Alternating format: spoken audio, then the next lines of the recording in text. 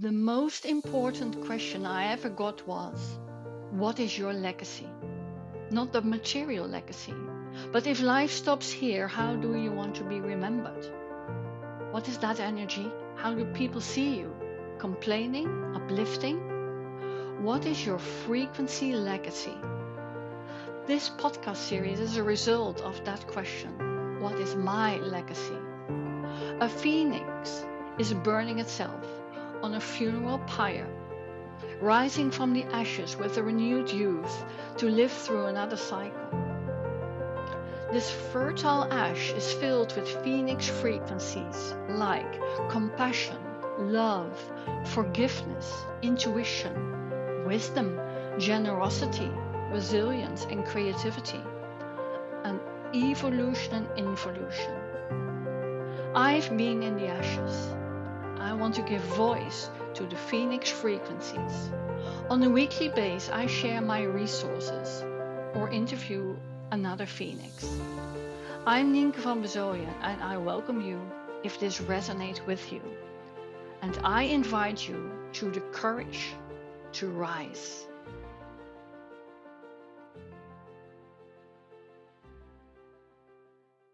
Welcome to the phoenix frequencies. What is the bravest thing you ever said? Asked the boy. Help, said the horse. I love this quote from Charlie McKeesey, from The Boy, the Mole, the Fox and the Horse. Really worth looking at that book. But asking for help, how many times did I do that in my life? Well, probably not enough. But in my case, and maybe you recognize that, sometimes it doesn't feel safe enough to ask for help. I know I can give up mixed signals as an independent, self-responsible woman, sometimes seen as a role model, a do-it-yourself girl, or being faced with something else like overcare for a single woman, what got me even into physical trouble.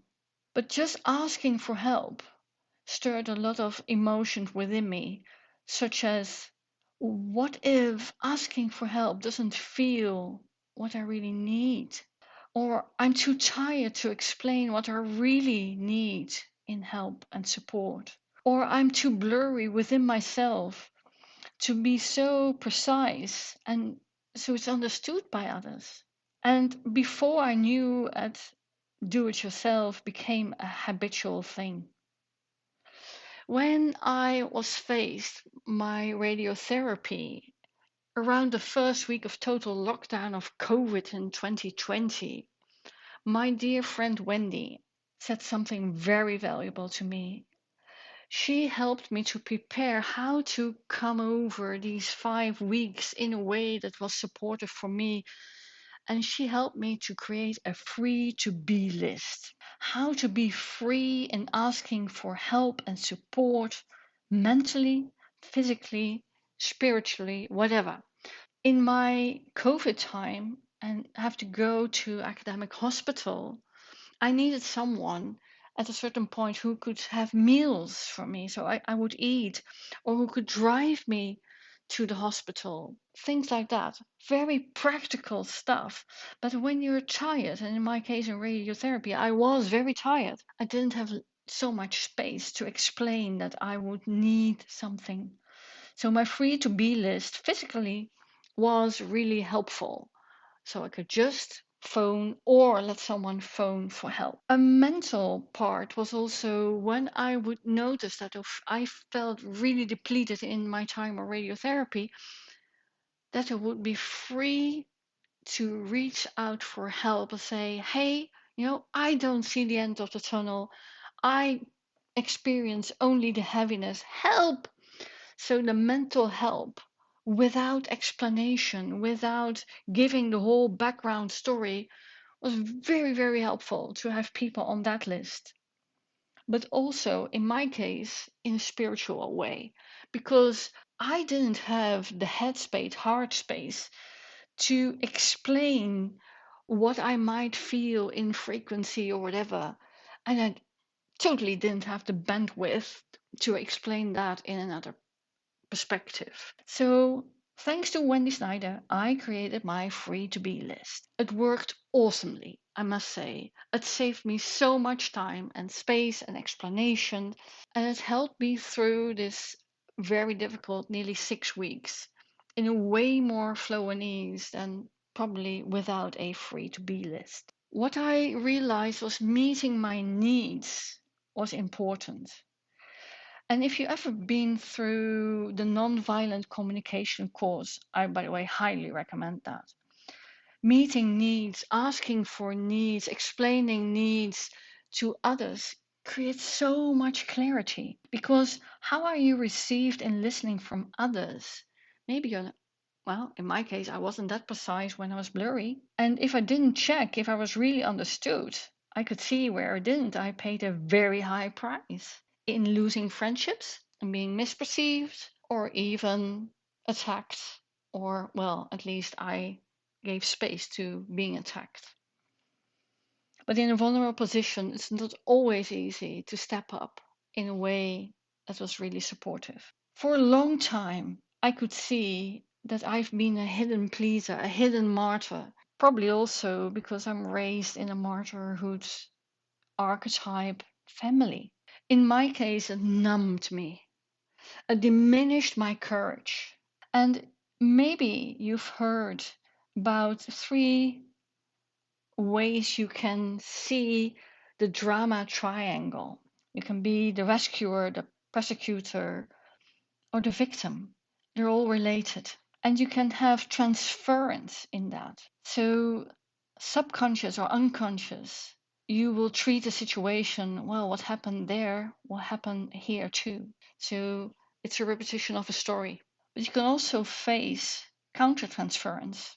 So, my impulsive response to transference of others. And then, of course, you can have this irritation of or feeling really attraction to a certain person, or feel withdrawal or fear. And in the projection part, there's also the phrase of the best form of attack is defense, or the best form of love is surrender. By now, I know how I feel most encouraged to ask for help. I feel the most encouraged to ask for help if neutral is the safest place to be free. Self neutral, perception of neutral from others, being seen as judgment free. I numb as soon as a lot of judgment comes in, even when it's self judgment, in conversations with myself or with others. And becoming neutral and don't go into projection, countertransference, or transference. It's a lifelong practice because, you know, life invites us, surroundings invite us to act differently. So, where I feel safe is where it's okay that I don't know instead of forcing to be righteous. Where I can be okay with I don't know yet and tap into curiosity, not being perceived as toxic positive, let's say it that way. And as a do it yourself precise person, the bravest, hard, vulnerable question I asked was help. So I could receive true care, support, and from there be courageously grateful. How courageous are you in asking for help? The most difficult thing I faced in this whole process and later on in life too is where people felt disappointed. I had to deal with their disappointment that I didn't ask them for help, so they couldn't give me whatever they wanted to do for me, but coming from a perspective of judgment and blame. So in that way, I felt even guilty that I didn't reach out for help. And honestly, I can tell you that didn't help with the numbness and the courage to ask next time for help. But also the other side is perceiving a overcare where people come from the perspective of pushing that you have to ask them so they feel valuable and blame you for not asking for help because you don't have the space. You didn't work hard enough and on yourself, you didn't do enough, And you're even a weak type not asking for help. Well, see for yourself what fits you. But I reached a state of numbness to respond to that, to create your own safety from a neutrality with yourself and others, because it's okay to be not okay, and to start speaking up and saying, hey, I don't know, I don't know.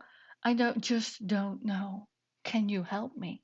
Not of being fixed, but being listened at. Receive true care and support and be courageously grateful. That's an awesome way to rise.